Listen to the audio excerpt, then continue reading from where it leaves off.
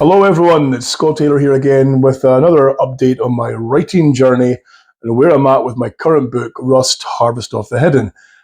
This is the provisional artwork here, but we'll get back to that, why it looks like this later on. So where am I at now? The book is pretty much finished. I've gone through several different editing stages. I've had feedback galore from different beta readers, which has been invaluable.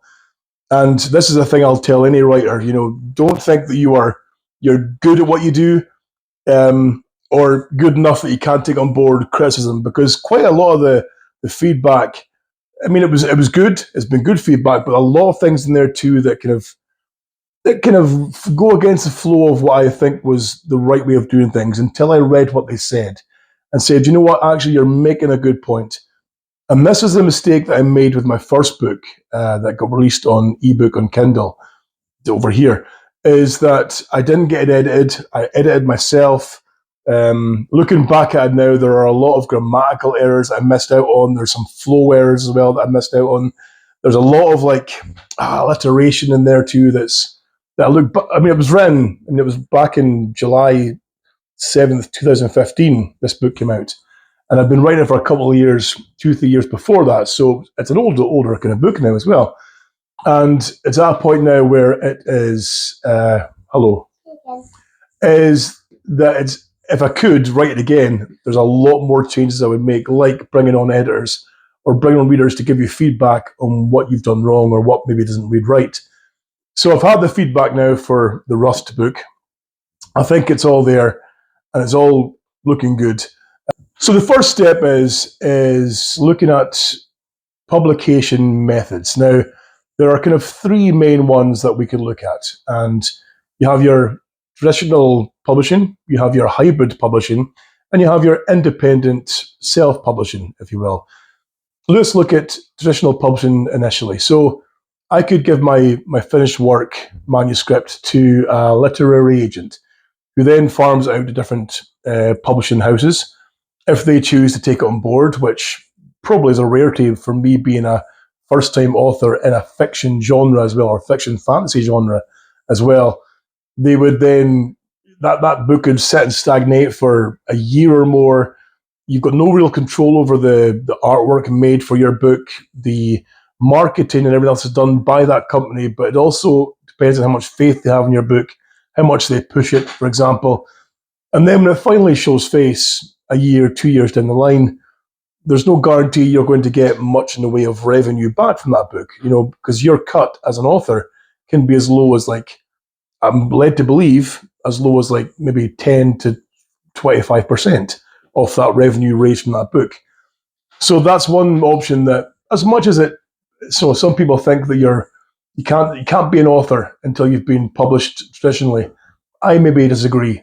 It's a less revenue share. You're maybe getting a wider audience by all means, but I don't think it's the right fit for me, because I'm not really looking about or looking for that kind of money or fame for this book. I just want it to feel good, to be an expression of the story that I've written, be it through the artwork and be it through the layout and be it through controlling the way it's distributed, if you will.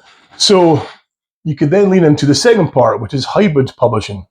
And with hybrid publishing, you still go to a publishing house, but as an author, you take a share of the cost that it's going to be to make that book. So, for example, they will say, right, we will print out like 1,000 copies of your book, but it's going to cost you X amount and an upfront cost to help cover the cost of that production. And then so you have a bit more control over the books kind of being made and such not. However, when it comes to distribution, you're probably getting more storefronts because you're running through a publishing house. But you're also, again, losing money initially, and you're not getting a bigger revenue cut at the end of your work. Or there's the final option, self-publishing or independent publishing, if you will, is the one that people frown upon the most, because the feeling you get is that you can't call yourself an author if you've published your book yourself. And I disagree with that. I think anybody who sits down with a pad and pen or a computer and writes down a story, a blog, whatever it might be, you're a writer. That's the be-all, end-all things. You're a writer. If you're writing a story, you're an author. That's kind of flatline the way it is. If you sell or don't sell is by the by. You've still written a story, which is cool. So for me, I think writing that way is going to give me more control over the layout of the story, how it's published, the paperback and the ebook. There are two versions I want to create. I'm going to be working on the artwork. Now, that's also in my control. Now, there's a child climbing under the table. So, as you can see with this cover here, I made this cover here using artificial intelligence. And it was purely as a kind of, pardon me.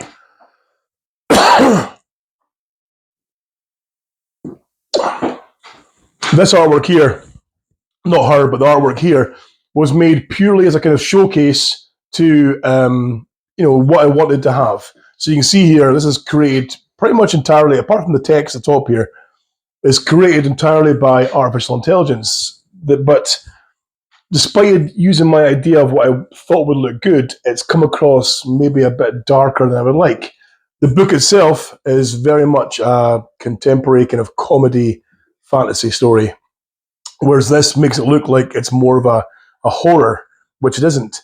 And plus, I don't want to use artificial intelligence artwork because that takes away from the creative aspect of the book a little bit. So I've spoken to an artist that I know locally, fantastic artist, and I've worked with her before on other projects. And she now has the book in her hands to read it, to see what she thinks. And I've given her some examples, including this image here to my side here, of what I think works. And she's banging drums through there. She's little fuckers banging drums. So she's got an idea now of what I want and what I expect. So she's going to go away, come back with some artwork, and hopefully we'll get close to what this is, but with a creative's perspective on it. So the artwork, along with the book, is purely down through or created through a creative process, like a human creative process. And plus, when you see artificial intelligence kind of made artwork on any kind of book cover or any kind of thing online, it's not something you want. It's not like if I saw this, as much as it might intrigue me, I'm like, that's an AI cover. How much of the book itself is AI? How much of the story is AI? How much soul's go into that? I don't think I'll buy that. So you need to have that, kind of human hands-on element for creating this stuff. So that's the next step. Then the next step after that is editing the book to a format that's going to be compatible with Kindle Direct Publishing. So I'll need to edit the book in such a way that it can fit paperback and also a version that'll fit the ebook version as well too. And then when that's all done, then it's all about getting that book in hand, trying to market it through, any social media channels. You've got to try and promote it to followers of any kind of social media you have, like blogs or Instagram, TikTok, and all that kind of nonsense, to try and get eyes on your product. You're basically the head of marketing. And that's where I'm going to struggle a little bit, is getting that thing marketed out there for people to look at and to hopefully get back feedback, reviews. The more reviews you get with Amazon, the more it rises through their ranks and gets more visibility if need be. If I can try and get copies of this out into the wide world to be on sale in shops would be amazing, but I'm not sure how much I can do that with Kindle, if at all. But let's face it, the Kindle store, Amazon store, is the biggest marketplace in the world. So really, being on there, I don't think is a terrible idea. So that's where I'm at currently. So I will keep you updated. We're getting very close to that kind of final step now. I can almost feel it just there, so I'll keep you updated.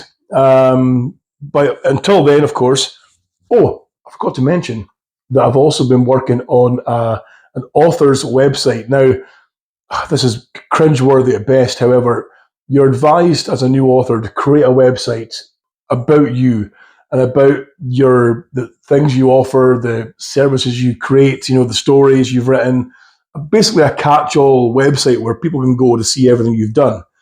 And I've done this so far already I'm not sure if I'm ready to release the URL yet, because it's still a work in progress. And to read is like, oh, I don't like speaking nice about myself. But on there, I'm going to have links to, the podcast and to the blog and to the books that I've written so far. Maybe even links to the short stories I've had published elsewhere as well too. But you know what? Have a look. It's there. That's the URL there, scotttaylor.uk. Scott Taylor, all one word, .uk. It's all there. A lot of it isn't quite finished yet. So, you click the about bit. It's still like a generative blurb that I haven't really kind of fixed yet. Still a work in progress. Still a lot of tweaking to do yet as well too. But this will be the kind of the holding space for all of the books or the written work as it comes to be. So check it out. Let me know what you think. And I'll see you in the next video when we get, hopefully, the artwork ready to show. So take care and keep writing. I love you.